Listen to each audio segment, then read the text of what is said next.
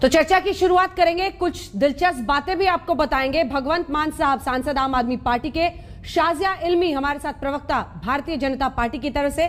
शाजिया, बतौर प्रवक्ता आज पहला दिन है आपका आज तक पर, स्वागत है आपका।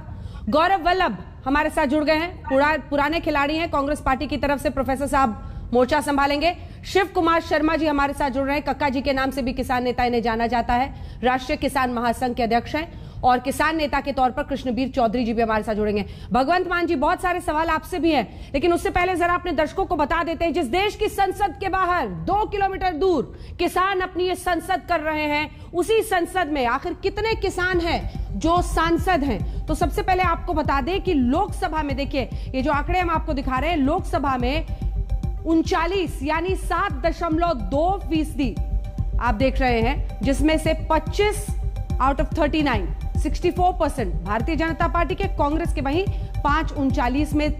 हम खेती प्रोफेशन की बात कर रहे हैं, क्योंकि हर तरह के लोग हैं खेती में, आप कह सकते हैं देश की संसद तक वो पहुंचे हैं। किसानी उनका पारिवारिक रहा है, पेशा काम रहा है। लोकसभा में 206, जिसमें 38.1%, 143 206 में से भारतीय जनता पार्टी के, करीब 70%।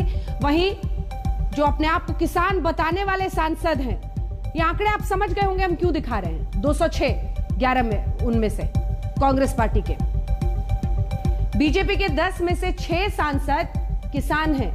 बताते हैं कि किसान से कहीं ना कहीं उनका रिश्ता है। 9 जुलाई 2021 को शर्तों के साथ बातचीत नहीं होगी। देखिए, हम 333 दिन पर पहुंचे हैं किसान आंदोलन के।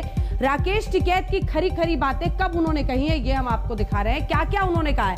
कई बार उन्होंने सरकार को घेरने के लिए सरकार के खिलाफ जमकर बोला है।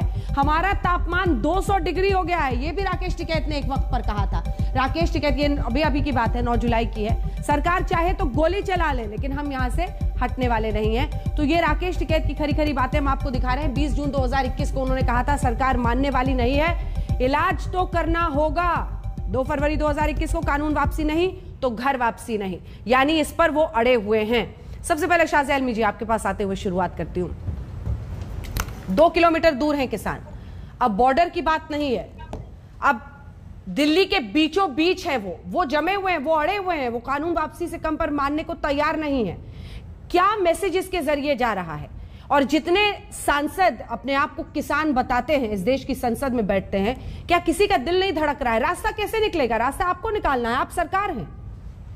बिल्कुल, और इसीलिए कृषि मंत्री जी ने बिल्कुल साफ तौर से कहा है कि हमारे किसान भाइयों और बहनों के लिए हमारे रास्ते पूरी तरह से खुले हैं। 50 घंटे से ज्यादा की बातचीत हो चुकी है, 11 राउंड हो चुके हैं, बाकायदा आधिकारिक ऑफिशियल डायलॉग के दोनों के बीच।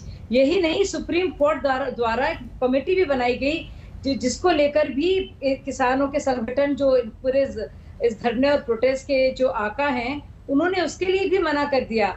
आज भी नरेंद्र तोमर जी कह रहे हैं कि हम पूरी तरह से स्वागत करते हैं, आपके पास कोई भी प्रस्ताव हो, लेकिन ना तो कोई प्रस्ताव है, ना तो कोई एक उनके पास एक ऐसी चीज है जिसके तर्ज पर वो तर्क के जरिए, दो बातें शाजिया जी, 2 बातें मैं आपको टोक रही हूँ, 2 बातें। आपने सबका तारुफ प्रस्ताव तो सरकार को देना होगा ना। किसान रूठे हुए हैं, देश के अन्नदाता रूठे। आप ही बात पूरी कीजिएगा, आप ही बात पूरी कीजिएगा, इसीलिए पूछ रही हूं। आपने तारुफ सबका किया, भगवंत मान जी का भी तारुफ आपने किया। मैं थोड़ा इजाफा करना चाहूंगी, ये भगवंत मान उसी आम आदमी पार्टी से हैं जिनके नेता केजरीवाल जी ने कहा था कि एपीएमसी की जो मंडियां हैं वो दलालों का गढ़ है। ये वही आम आदमी पार्टी के नुमाइंदगी यहाँ कर रहे हैं मेरे भाई भगवंत भाई, जो कि बाकायदा खुद भी कहते थे कि इनको हटाया जाना चाहिए, जिन्होंने इन तीनों बिलों में से